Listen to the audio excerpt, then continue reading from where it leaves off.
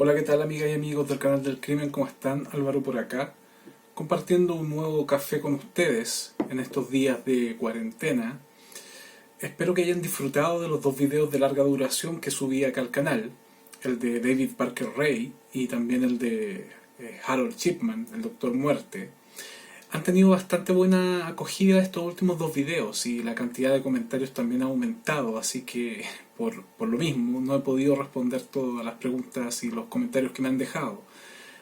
Bueno, ustedes saben que yo siempre respondía a todas las preguntas o daba un corazón, un like, etcétera. En estos momentos se me complica un poco, así que para que no se enojen aquellos que llevan bastante tiempo acá en el canal desde el principio comentando, si no puedo responder es por una cuestión de tiempo, no se me enojen, ¿ya? Supongo que esta es una señal, es un síntoma de que el canal va bien, porque están aumentando la cantidad de views, también de suscriptores poco a poco, así que estemos contentos, digamos, por el crecimiento de este proyecto. Antes de comenzar con este video, quiero darle las gracias a 4 nuevos miembros del canal. Estas personas son Laura Criado, Luis Antonio Figueroa Bustamante, Sopshot y Valeria Mesa. Chicos, de verdad muy agradecidos por su apoyo. A todas aquellas personas que también se quieran unir al canal y ser miembros, acá abajo, por aquí abajito aparece un botón de miembros donde ustedes se pueden unir y colaborar con el canal del crimen y hacer que este proyecto siga creciendo. Una de las preguntas que más se repite en los comentarios que me dejan, tanto suscriptores como personas que pasan por el canal, es acerca de qué casos me llamaron más la atención o me parecieron más impactantes. La verdad es que yo cuando respondo, después de que les comento el caso que me llamó la atención, empiezo a hacer memoria y empiezo a recordar otras historias que también las encontré bastante fuertes o bastante interesantes. Y por lo mismo decidí hacer un video especial donde yo les comento acerca de 20 casos que me llamaron mucho la atención en su momento y que me impactaron. Así que sin más dilación voy a pasar a hacer este recuento de casos criminales. Pedro Alonso López, más conocido como el Monstruo de los Andes, es uno de los peores asesinos en serie de la historia. Se dice que tal vez sea el peor, ya que la cantidad de víctimas que tiene este asesino a su haber es casi irrisoria, resulta increíble. Se dice que mató a más de 300 niñas en Colombia, Ecuador y Perú en los años 70 y 80. Cuando yo leí por primera vez este caso, me llamó mucho la atención la cantidad de víctimas.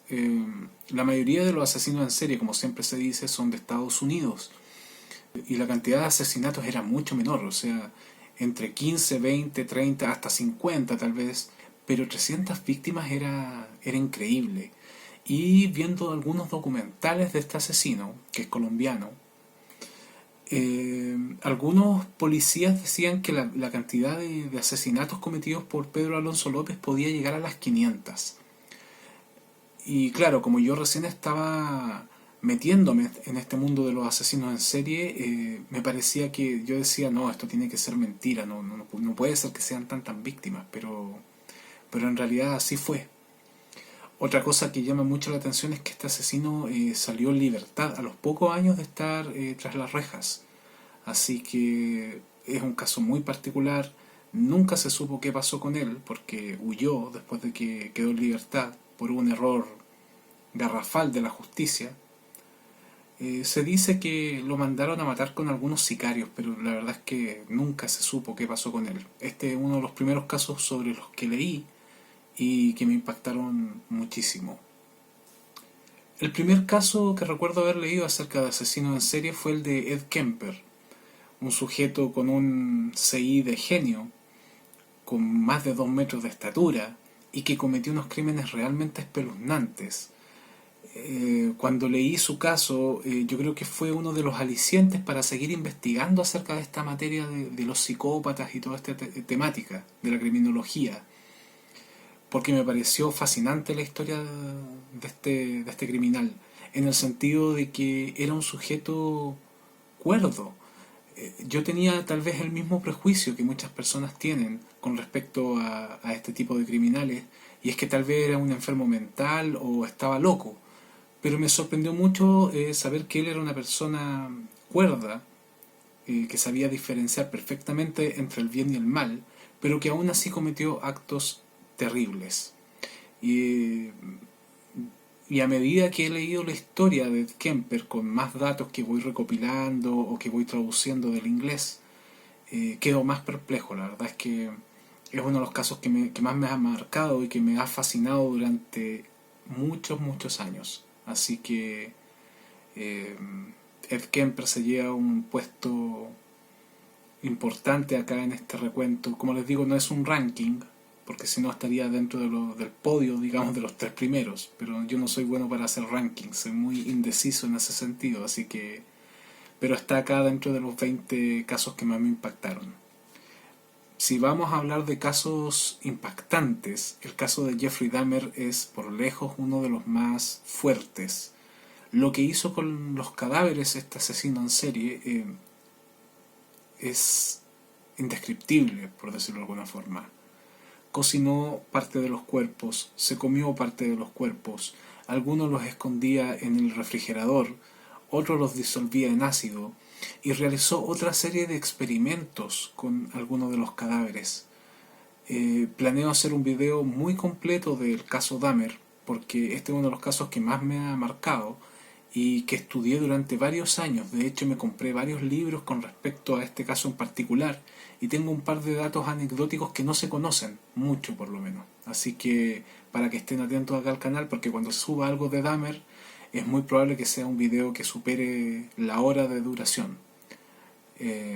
Definitivamente este no podía quedar fuera. John Wayne Gacy cometió crímenes terribles, pero hay algo que llama mucho la atención y es su alter ego, que es Pogo el payaso. La imagen del payaso asesino ha trascendido hasta el día de hoy. De hecho, hace un par de años atrás en Estados Unidos y en algunas otras partes del mundo, habían personas que se disfrazaban de payasos y salían a asustar a la gente. Han habido muchas películas de payasos asesinos. De hecho, el payaso de la novela It de Stephen King está basado evidentemente en el caso de John Wayne Gacy. Si bien Stephen King dijo en una entrevista que se había basado para crear su personaje en un cuento creo que es de un duende que se esconde debajo de un puente, yo creo que evidentemente hay una influencia mucho más grande del personaje creado por John Wayne Gacy, que es Pogo el payaso. Claro, cuando yo leí este caso la verdad es que me marcó bastante. La personalidad de John Wayne Gacy era muy fuerte, muy potente, pero el alter ego que él inventó, que él creó, que es este payaso Pogo, marca un antes y un después dentro de la criminología, sin lugar a dudas. Así que es uno de los casos que tenía que estar acá en este recuento. El caso de Albert Fish es uno de los más horrendos y repulsivos que he investigado, por lejos.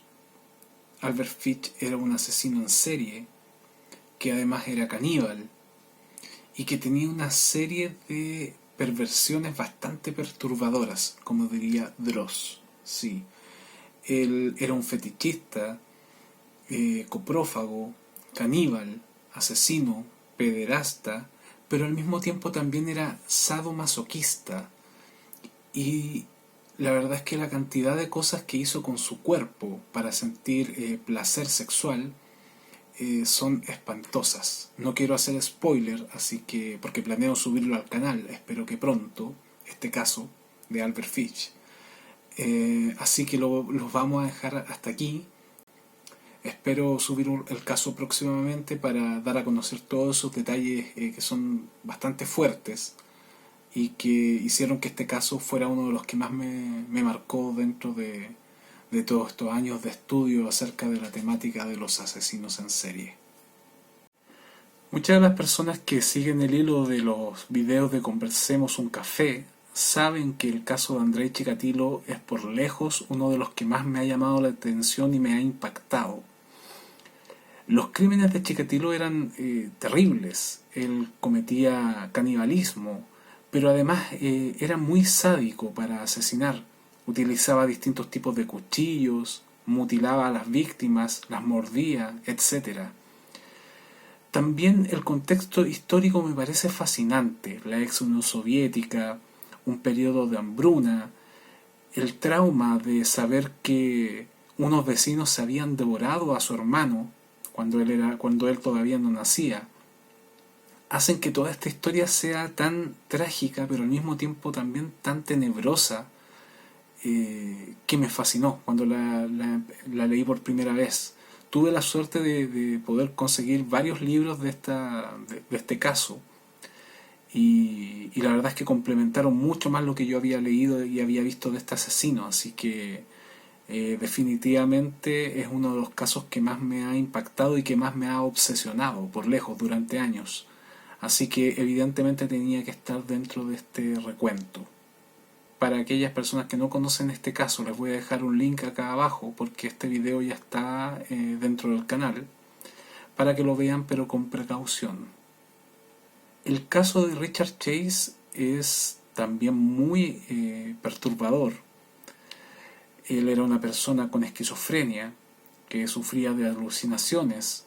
Sentía que su cuerpo no estaba funcionando bien, que sus intestinos se desplazaban por su cuerpo, que los huesos se le estaban saliendo de la piel, que su corazón y sus pulmones se estaban secando, y que él estaba seguro de que la única forma de mantenerse vivo era bebiendo sangre. Entonces comienza a matar animales para comer parte de sus órganos internos y además beber su sangre, pero eventualmente pasa a asesinar personas, y las escenas de los crímenes son bastante fuertes. Hay algunas imágenes en internet. Yo también subí el video de este caso, así que les voy a dejar el link ahí abajo por si alguno no lo conoce. Pero es lamentable que una persona con una enfermedad tan terrible como la esquizofrenia pueda llegar a cometer estos actos. Es triste porque cualquiera de nosotros puede llegar a tener algún pariente que sufra de esta enfermedad, que es irreversible, y que por mucho que se trate de contener con algún tipo de tratamiento psiquiátrico, de drogas, es una enfermedad devastadora y que no tiene cura. Así que eso lo hace también una historia en donde todo se confabuló para que Richard Chase se transformara en uno de los peores asesinos en serie de la historia, siendo que la cantidad de crímenes no fue tan elevada como los otros casos que hemos ido revisando, pero en realidad sus crímenes fueron terribles. Es curioso que no se conozca mucho este caso, que es el del Dr. H.H. Holmes. Sin embargo, es por lejos uno de los más extravagantes, por decirlo de alguna forma, de la historia de la criminología. El Dr. H.H. Holmes, a finales del año 1800, compró un castillo en Estados Unidos y lo remodeló. La remodelación duró casi 5 años y lo transformó en un hotel. ¿Qué era lo que pasaba? Que la gente que arrendaba una habitación en este hotel y se alojaba ahí no volvía a salir. Y de la forma en la que moría era desconcertante, porque este hotel estaba lleno de trampas que él mandó a hacer. Él hizo los planos de este hotel y colocó una serie de dispositivos mortales, lo cual transformó a este castillo, a esta edificación, en una máquina de matar. Era así como, por ejemplo, personas que se estaban duchando, en vez de que les saliera agua caliente de la ducha, les salía ácido. O personas que se acostaban a dormir fallecían porque en algún momento de la noche comenzaba a salir gas de algunas cañerías que estaban abiertas, un gas venenoso, y sin darse cuenta las personas morían. O incluso algunas personas que caminaban por algunos pasillos, pisaban algunos pisos que eran falsos y caían varios metros hasta aterrizar sobre unas estacas en donde morían empaladas. Las personas que quedaban vivas salían vivas de estas trampas y que quedaban mal heridas, el Dr. Holmes las llevaba a un subterráneo en donde las torturaba, y además con los cuerpos hacía una serie de experimentos que planeo detallar en un video acerca de este caso, porque definitivamente lo amerita. Este es uno de los casos que también me llamó mucho la atención y me marcó en su momento. El caso de Richard Carrillo lo descubrí porque me llegó un video hace varios años atrás. Este es un caso que data del año 2008-2009 aproximadamente, en donde se ve a un sujeto que está siendo abusado sexualmente, violado en la cárcel, y que eventualmente es asesinado de forma espantosa. El video me impactó bastante. Comencé a averiguar un poco más acerca de esta grabación, y fue aún peor cuando descubrí la verdad. Richard Carrillo era un ciudadano peruano que se fue a vivir a Venezuela en busca de otras oportunidades. Sin embargo, al poco tiempo, él fue acusado de 25 violaciones a mujeres jóvenes allá en Venezuela, y fue enviado a la cárcel por estos crímenes. Como todos sabemos, los criminales que cometen este tipo de actos, que es la violación a mujeres o niños, son el blanco predilecto de los demás internos en las cárceles, y generalmente los torturan, los hacen sufrir de muchas maneras, los castigan, y en los casos más extremos los asesinan. Este fue el caso de Richard Carrillo, que además de ser asesinado fue violado por muchos de los reos de la cárcel. Sin embargo, a los pocos días del asesinato de Richard Carrillo, se descubrió que él era inocente de las 25 violaciones. Y eso me dio mucho para pensar en el tema de la pena de muerte, de cómo hay algunas personas que la apoyan, o que incluso apoyan que otros criminales abusen de estas personas que son supuestamente culpables de estos crímenes. Y eso demuestra que en muchos países la justicia es bastante pobre, por decirlo de alguna forma. Y en el caso de Richard Carrillo quedó en evidencia. O sea, cómo a una persona la culpan de 25 violaciones y ninguna fue probada, digamos, y este sujeto tuvo ese triste final. Por eso yo creo y considero que este es uno de los casos que más me impactó cuando lo conocí, sobre todo cuando indagué un poco más, porque ya el hecho de ver el video fue bastante fuerte, y descubrir además que él era inocente de estos cargos lo transforma en algo mucho más terrible. Luis Alfredo Garavito Cubillos es posiblemente el peor asesino en serie de niños de la historia. Es muy probable que la cantidad de víctimas sea de 220. Es indignante que este sujeto, a pesar de los horribles crímenes que cometió y de la cantidad de crímenes que cometió, cumpla su condena en el año 2023. Las personas que han estado siguiendo el caso se niegan a que Garavito salga en libertad. Sin embargo, por mucho que se modifiquen las leyes en Colombia, es imposible que a él le caigan más años de cárcel. Sin embargo, para todos aquellos que lo ofenden constantemente, de hecho acá en el canal es donde recibo la mayor cantidad de comentarios en el video de Luis Alfredo Garavito, y todos son para maldecirlo de alguna forma, les quiero contar que Luis Alfredo Garavito en estos mismos instantes está internado de gravedad en el hospital, porque está padeciendo de leucemia. Y además, yo no sé si vieron voy a dejar una imagen acá en el video, en donde se ve un lunar que él tiene debajo del ojo izquierdo. Y bueno, ese lunar ha ido creciendo con los años y se transformó en un tumor maligno, en un cáncer. De hecho, tiene comprometido el ojo izquierdo, es muy probable que lo pierda. Y su estado de salud es tan malo que se dice que a Garavito le quedan solamente un par de meses de vida. Así que aquellos que no lo querían ver en libertad, es muy probable que su deseo se cumpla. A finales de los años 90, uno de los casos más polémicos fue el de la matanza de Columbine.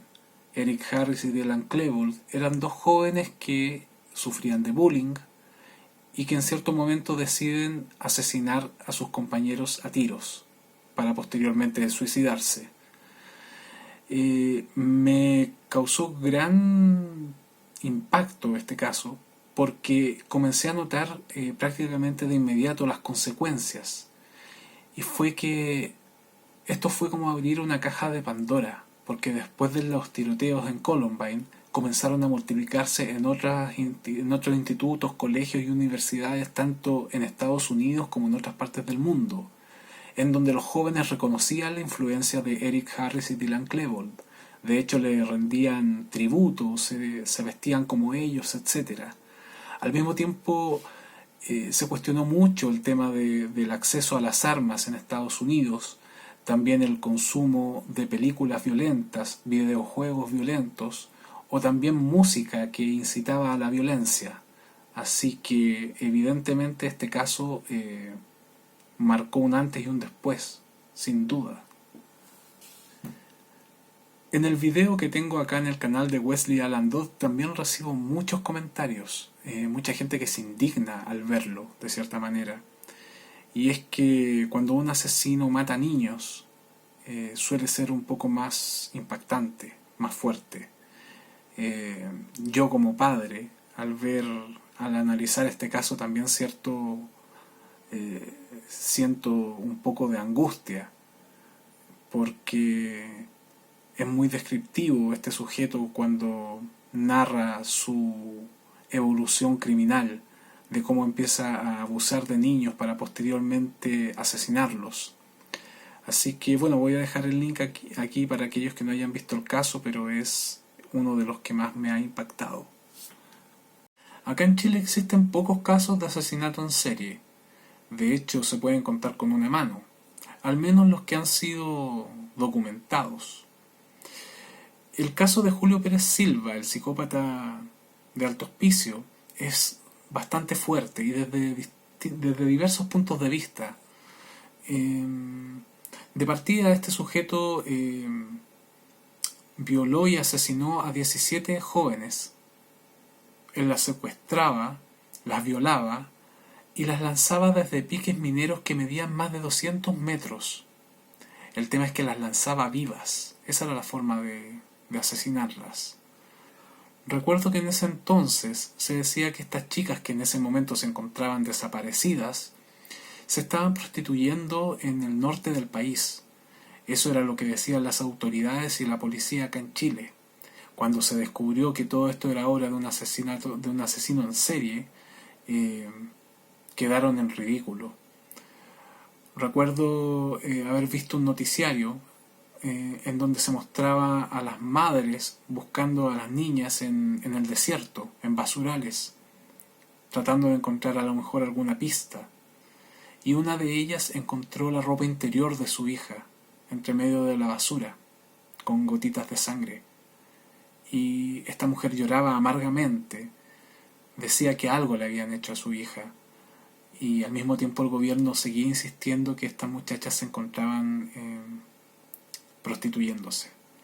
Creo que eso fue una de las cosas más fuertes que me tocó ver de este caso, y que me marcó ver la impotencia de esta gente tratando de encontrar a sus hijas, y por una cuestión social, por discriminación, no se les tomó en cuenta en ese momento.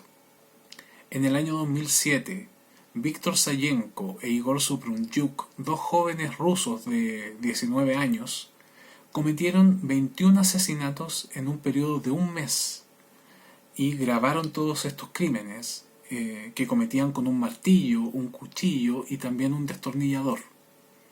Fueron conocidos como los maníacos de Dnepropetrovsk o los maníacos del martillo.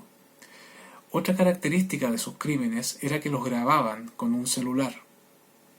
Y uno de estos videos, digamos, se filtró por internet. El video, conocido como Tres hombres y un martillo o Three Guys One Hammer, se hizo famoso y apareció en varias páginas web relacionadas con la temática gore. Y mucha gente comenzó a preguntarse si ese video era real, y efectivamente era real.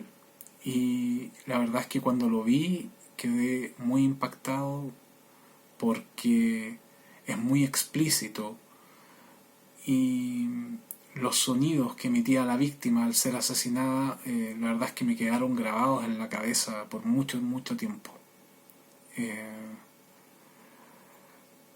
No les recomiendo, no les voy a recomendar que busquen el video, pero está en internet. Uno de los primeros casos que también descubrí cuando empecé a investigar la temática de los asesinos en serie fue el de Ed Gein, a pesar de que él no califica como asesino en serie, pero aparece prácticamente en todos los documentos que hablan del tema. La influencia que tiene este caso a nivel de cultura pop es impresionante. Hasta el día de hoy hay muchas obras que hacen referencia al caso de Ed Gein. Y también cuando vi las primeras imágenes de digamos, las fotografías de las víctimas o lo que hacía con los cuerpos, estas artesanías, pensé que era prácticamente que esas imágenes estaban sacadas de alguna película, pero la verdad es que, como se suele decir, la realidad siempre supera la ficción. Hace poco subí el video de David Parker Ray acá al canal y bueno, el impacto se notó. El video recibió muchos comentarios. De hecho, yo coloqué una advertencia al principio porque me parece que todo lo que envuelve al caso y los detalles a los cuales yo pude acceder son bastante inquietantes, por decirlo poco. Era un sujeto muy malvado, muy sádico, que disfrutaba de torturar y de hacer sufrir a las personas. Eso para él era más importante incluso que matarlas, y creo que eso lo hace mucho más perverso todavía. Después del documental de Netflix acerca de Henry Lee Lucas y Otis Toole, se habló bastante acerca de si habían cometido tantos crímenes como se decía. En cierto momento se pensó que habían matado a más de 300 personas, 500, 600, etc.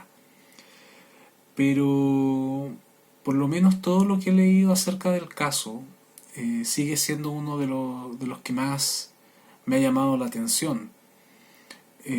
Si bien no creo que ellos hayan cometido tantos crímenes, yo creo que al menos unos 100 sí es probable que los hayan perpetrado, y eso ya los hace dignos de estudio.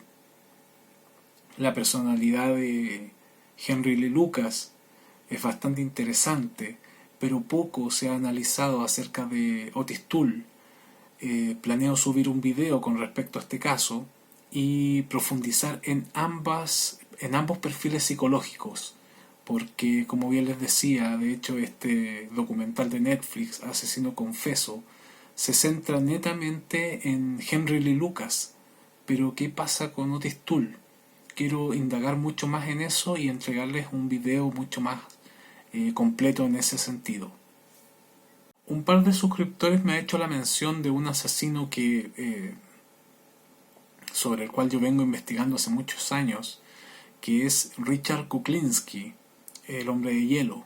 Me están pidiendo que haga un video acerca de ese caso y les digo que sí, va a venir un video que yo creo que también va a ser de larga duración porque su historia es tremenda. Tengo el libro que se llama justamente El hombre de hielo, escrito por Philip Carlo, y les recomiendo que si lo pillan por ahí se lo compren inmediatamente porque es una historia increíble, de verdad. Él posiblemente asesinó a más de 200 personas. Él trabajó para la mafia italiana en los Estados Unidos entre los años 50 y hasta mediados de los años 80 aproximadamente. De hecho, es muy posible que esté vinculado con la desaparición de Jimmy Hoffa, que fue un caso también muy famoso. Y la característica de este criminal es que cometía asesinatos pero sumamente variados. Podía acribillar a su víctima o raptarla y lanzarla a los tiburones, incluso introducirlo en una caverna llena de ratas. La verdad es que es impresionante la cantidad de crímenes que cometió, las formas en las que lo cometió y la sangre fría que tenía. Voy a subir un video especial de este asesino en donde voy a tratar de indagar también un poco en la parte psicológica, que es sumamente interesante, porque él tenía un perfil muy particular. Así que estén atentos cuando suba el video de Richard Kuklinski. Me parece un poco extraño que no se conozca mucho acerca de este asesino en serie ruso llamado Anatoly Slivko, sobre todo si consideramos que él grababa sus asesinatos y estos videos están dando vuelta en internet hace bastante rato. Ver las cintas la verdad es que es un poco nauseabundo porque este sujeto era un sádico, un pervertido, y asesinaba a jóvenes que participaban en una suerte de agrupación muy similar a los Boy Scouts, pero que existe en Rusia. Voy a hacer un video de este caso, sí o sí. Me parece que es uno de los asesinos más pervertidos que existe y uno de los casos más infravalorados dentro del estudio de la mente criminal.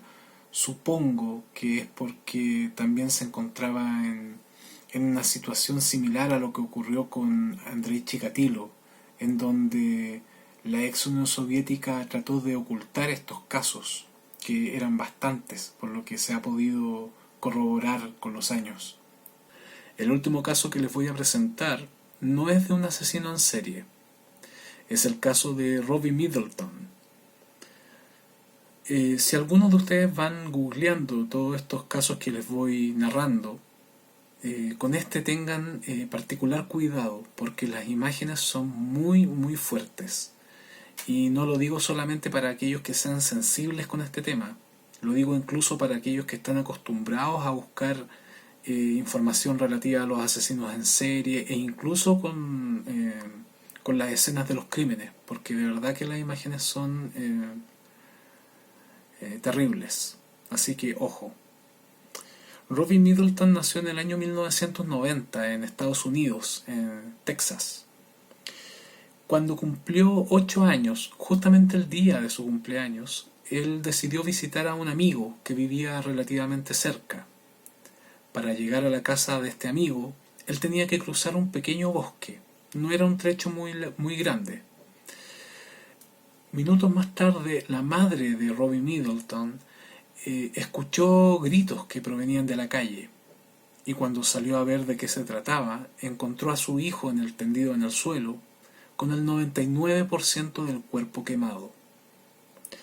Fue llevado de urgencia a un hospital y milagrosamente el chico se salvó. Sin embargo, las secuelas que sufrió por estas quemaduras fueron terribles. Quedó tremendamente desfigurado y con una movilidad bastante limitada. Cuando recobró la conciencia pudo contar qué había ocurrido. Y es que cuando cruzaba este pequeño bosque fue interceptado por un vecino llamado Don Collins, quien lo maniató a un árbol, le echó benzina y le prendió fuego.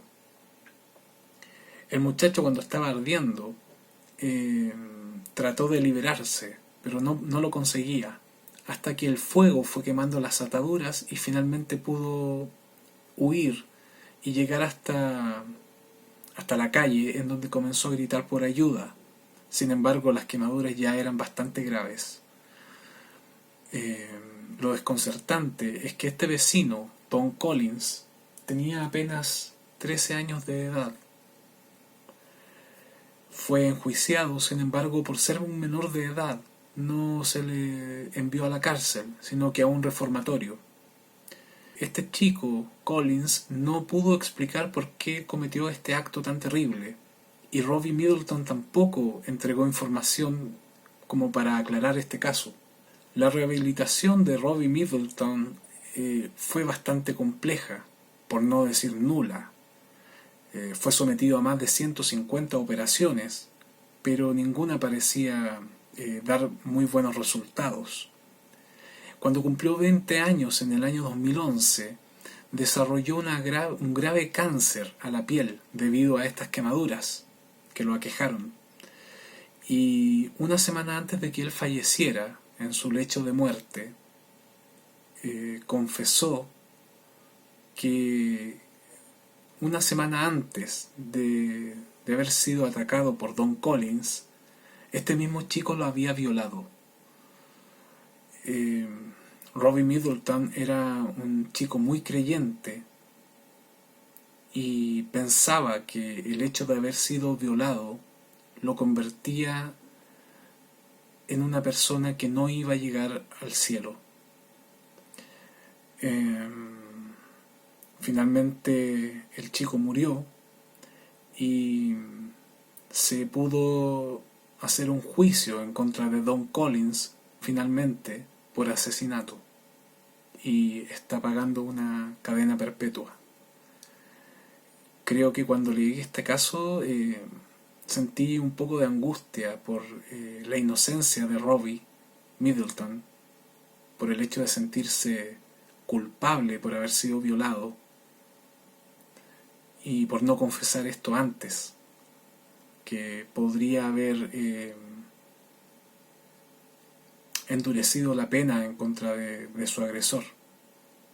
Un chico que definitivamente era un psicópata y un depredador, que además ya había violado a otro chico antes. Como pudieron notar, muchos de estos casos son clásicos, son muy famosos. Sin embargo, a mí me impactaron bastante cuando los vi por primera vez, así que los quise incluir acá en este video. Hay otros que no son tan conocidos y que seguramente ustedes van a googlear para averiguar de qué se trata, sobre todo el último que mencioné.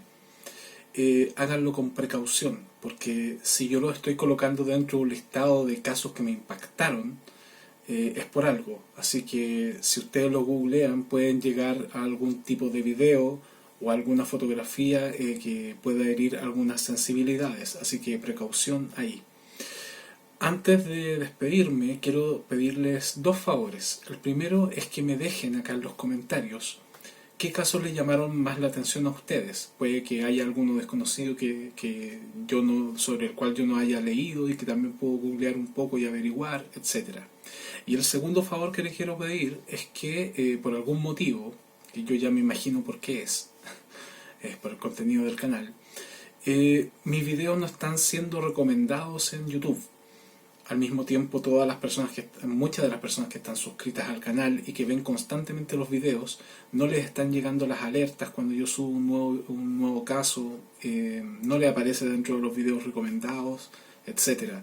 Así que si estás viendo este video, te pido de favor que lo compartas, que dejes tu like y que comentes y todas esas cosas que se hacen acá en YouTube.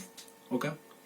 Eso, amigas y amigos, cuídense mucho, que estén bien, les dejo un abrazo muy grande y nos vemos en un próximo café. Chau, chau.